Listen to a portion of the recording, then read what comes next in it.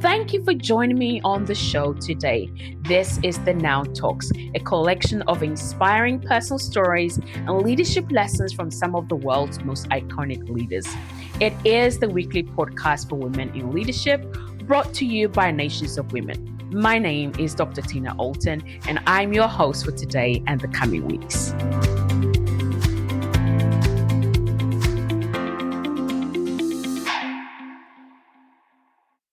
Welcome again to another edition. And today I want to talk to us about vision. Why vision? Because, later in the year, we're going to be going back to Africa for our International Women's Summit. And I found myself, in the last couple of weeks, really having to sit down and put pen to paper, the vision that I have for the summit, right? And then being able to take that back to the team, being able to explain it in a way that the team can actually understand and then execute the smaller details, which becomes the experience that you have when you come to the summit, or for the women that, came to the 2022 summit, for example. And therefore, I would say the quality of your leadership really can be determined by the quality of your vision, right? A vision really is like the rudder that steers the ship.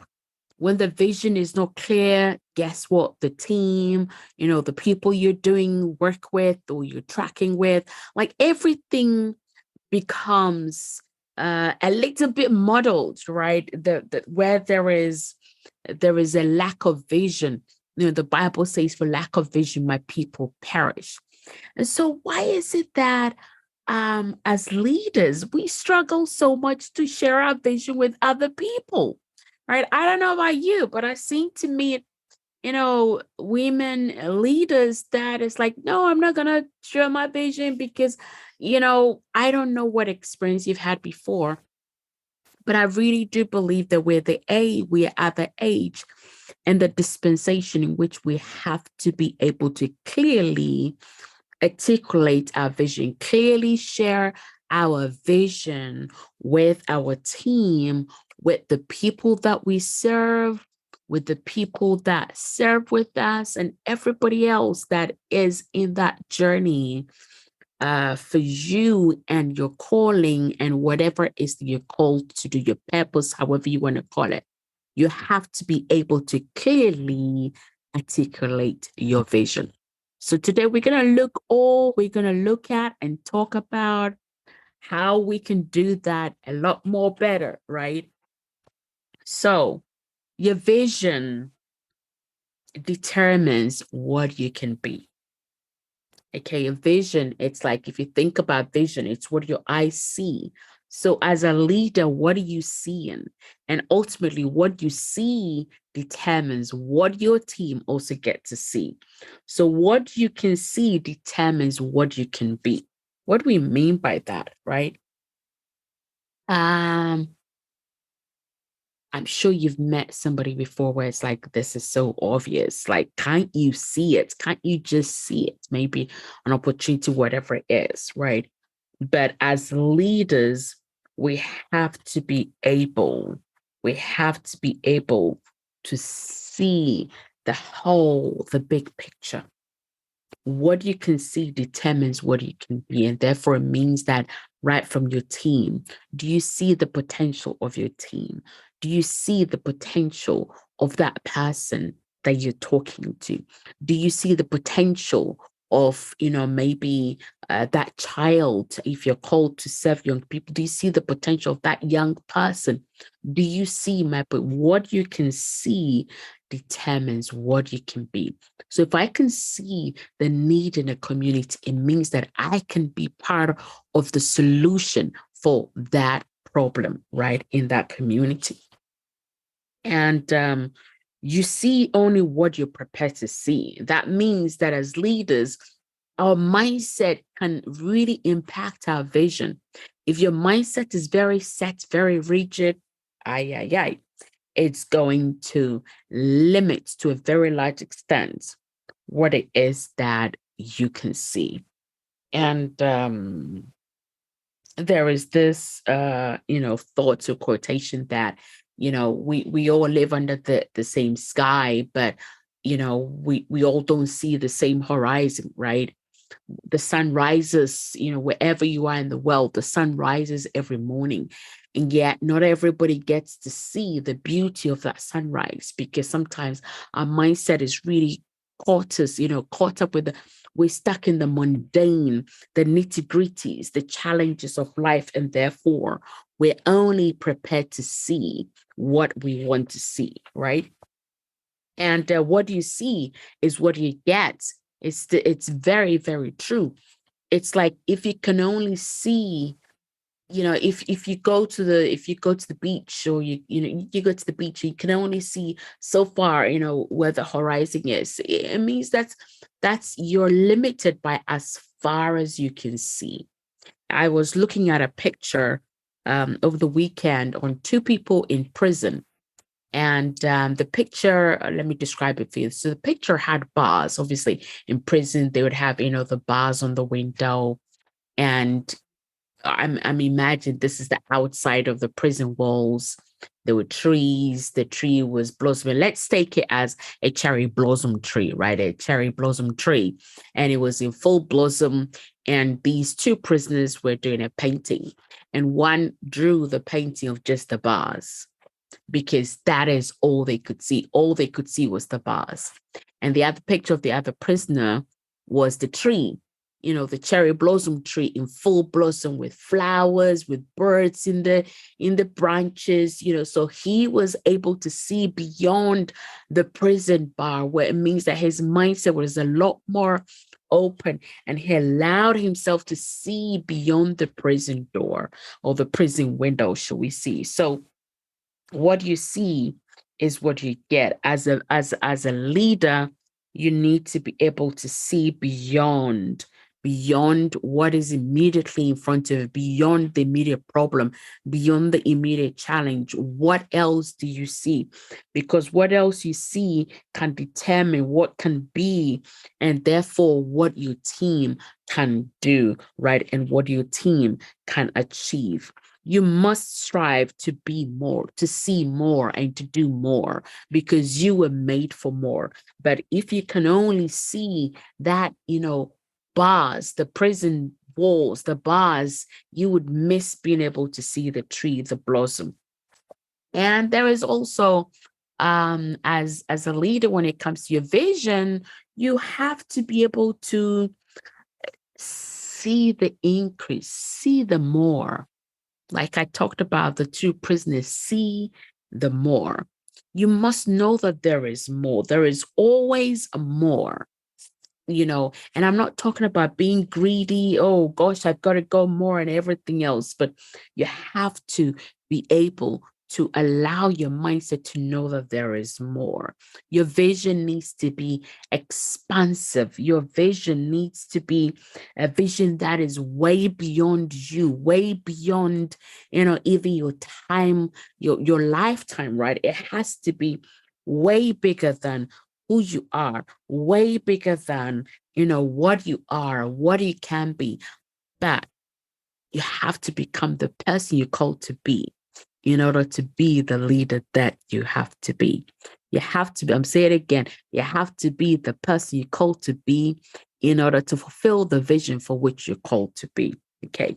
And so you have to remember that you have to increase your ability to see more, to see beyond the bar, and see the flowers, the blossom, the tree, the solutions, the what is possible. Okay. And so how then, I want to talk us through, how can you develop a process or a system or a framework, if you will, or keys, that allows you to be able to see more, for your vision to increase, to expand, your vision to, go past the, what do you call it, the prison bar. Okay. And number one is who you spend time with. Are you spending time with people who actually inspire you to be more? Right? Are you spending time? with people that stretch you, that expand your thinking, that expand your capacity. There is a saying that you're the sum of the five people that you surround yourself with. And therefore, it's very, very important, right, that you surround yourself with the right people. Okay. When you're with the right people, um, you realize that they pour into you. So therefore, it becomes an investment into you. Okay. It is very important to surround yourself with people who are are uh, are able to actually also see your potential and call you up higher. Okay. The other question is, what would help you to be more? What would help you to find these people? What would help you to spend that time with these people? You have to be intentional. I'm always talking about being intentional. If you're intentional about what you eat, because you know that what you eat can affect your health, your well-being, your mindset, everything about you, then it means that we also have to be intentional about who we allow into our lives, who we allow in your inner circle, who you allow to surround yourself with, who you allow to speak into your life. So you have to be intentional. Every single day, you have to be intentional. You have to decide, how are you going to grow? Because you're not just going to accidentally grow, right? If you think about, tomatoes, I don't know if you've grown tomatoes before, or maybe peppers or whatever in your personal garden, right? You're intentional about it, right? You don't just plant it anytime. You prepare the soil, you get the right seed. If you want tomatoes, you get tomato seeds.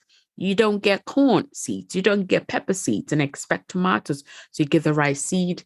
You poke the hole into the soil properly. You cover the soil. You water it. You go out every day. If there's frost coming, you cover it. So you are intentional about everything you do to ensure that the tomatoes will grow. It is the same when it comes to our personal growth. You have to be intentional about your growth, because you're not just going to accidentally, oops, today, right? You're not accidentally going to grow. You have to be intentional about wanting to grow, what specific areas that you need to grow. So maybe next week I will talk us through um, developing a personal growth plan, right? That helps you to understand how to grow, what areas to grow. How do you even determine, where do I need to grow? What areas do I need to grow? How am I going to grow? Right. So, anyway, coming back on track, you have to be intentional that I must grow every day in order to increase my capacity to be more. So if I want to be a leader that leads from a place of more, from a place of I can see beyond the walls, I can see beyond the problem, I can see beyond the challenge, I can see beyond, this thing that is in front of us. I can allow myself to think and to see beyond, right? To increase your capacity. You can see the solution. You can see what is possible. You can see the potential. You can see the bigger picture. Then you are going to be a very, very effective leader. And the people that you work with or serve are going to be better served.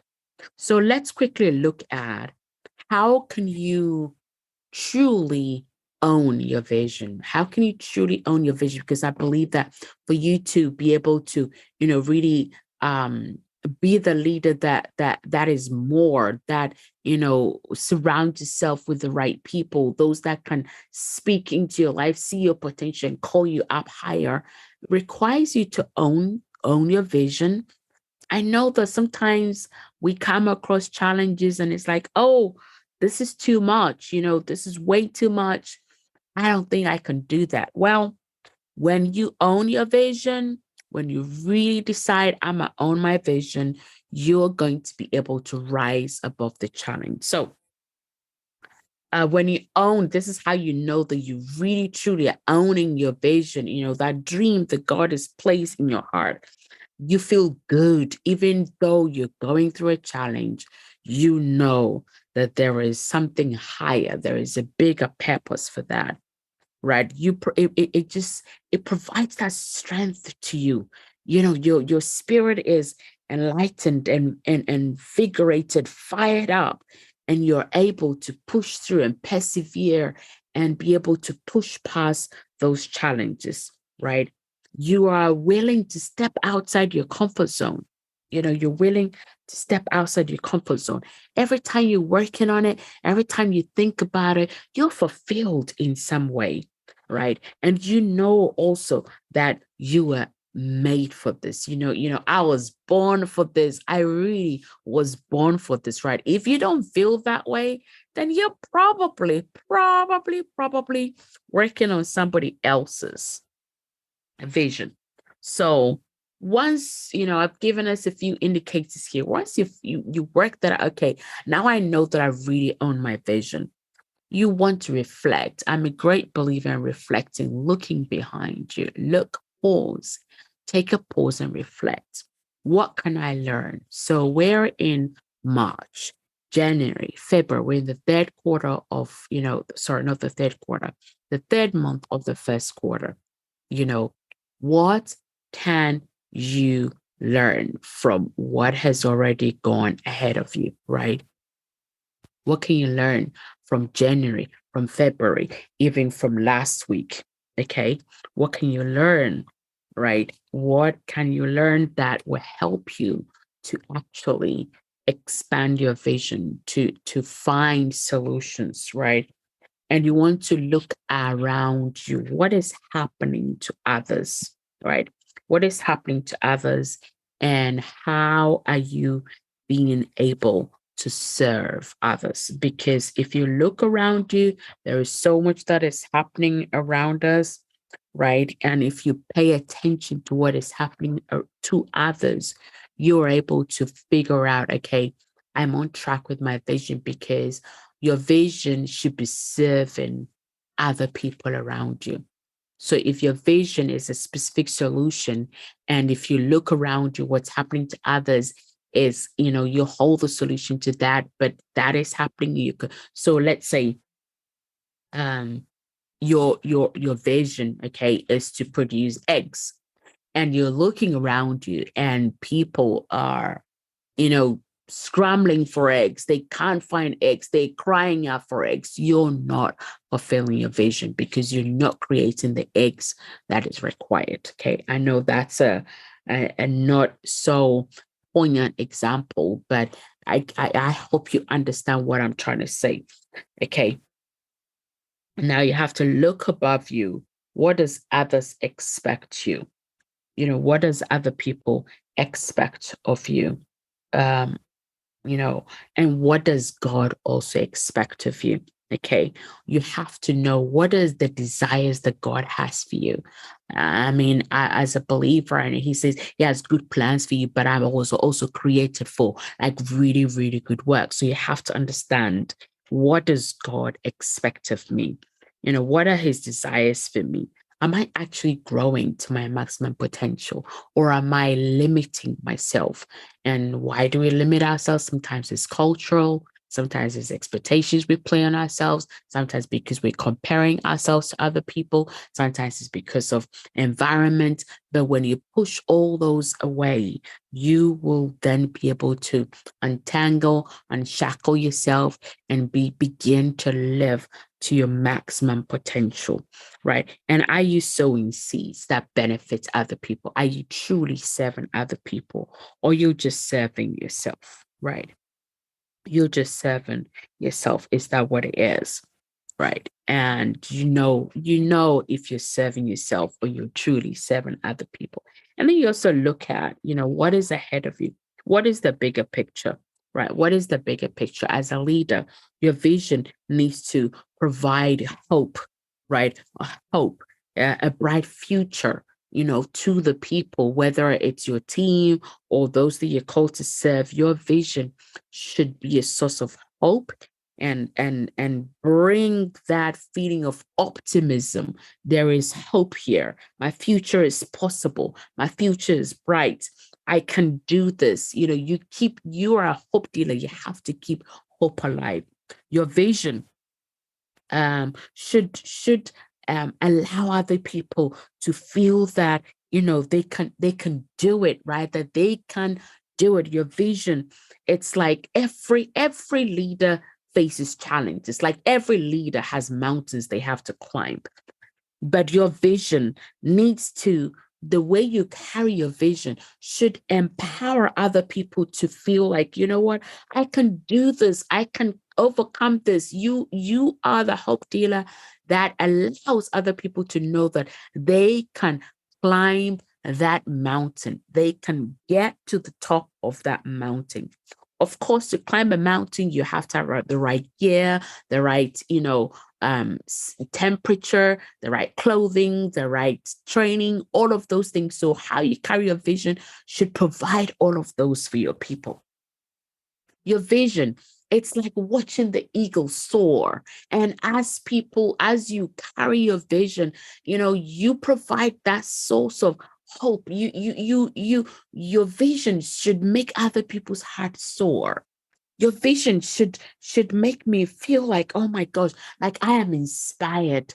But if your vision drains people and drags people down, then maybe you need to go back to the drawing board. But a real solid vision, a God-given vision, when you're walking in the vision that you were created for, that vision would inspire other people. It would make other people's heart to soar, right? And you think about your vision should be like a source of energy. It should be a well that people should come and draw from and be watered and be refreshed and be invigorated, right? A vision that drains everybody. Oh my gosh, that is like, it's like the Sahara. Your vision should refresh. Your vision should refresh people, and your vision should be a source of hope. Like I said, your vision should provide direction for people.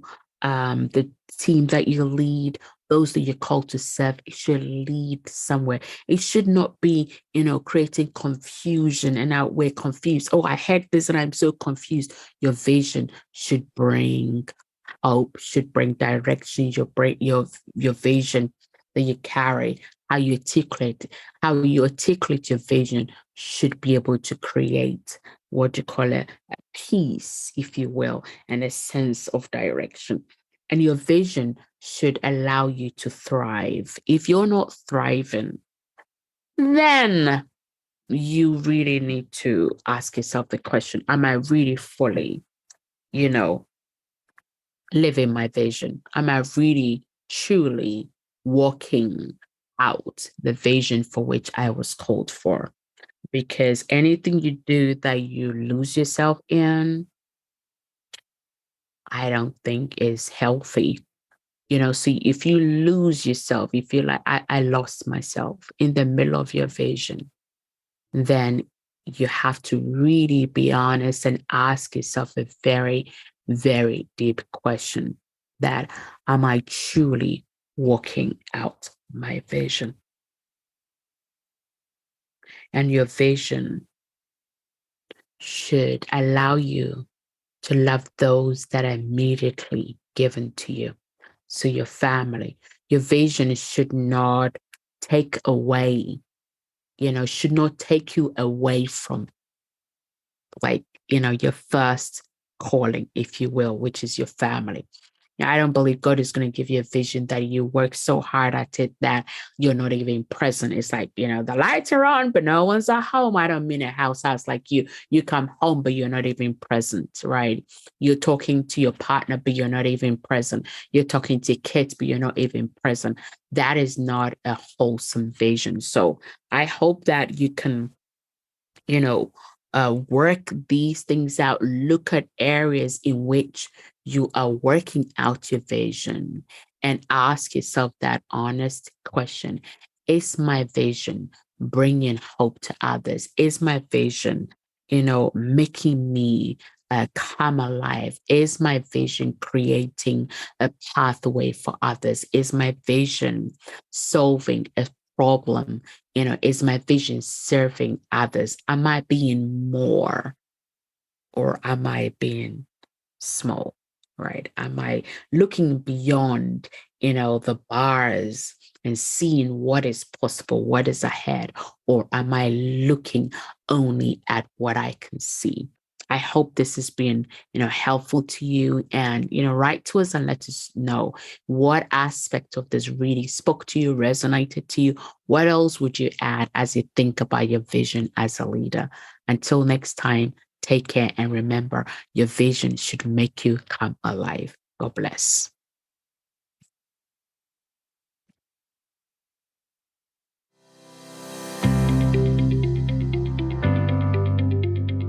And that's all for this week. You've been listening to Dr. Tina Allton with the Now Talks, the weekly podcast for women in leadership, brought to you by Nations of Women. All that remains is for me to say have a fantastic week, stay safe, and reach out if you need any help now at nationsofwomen.com.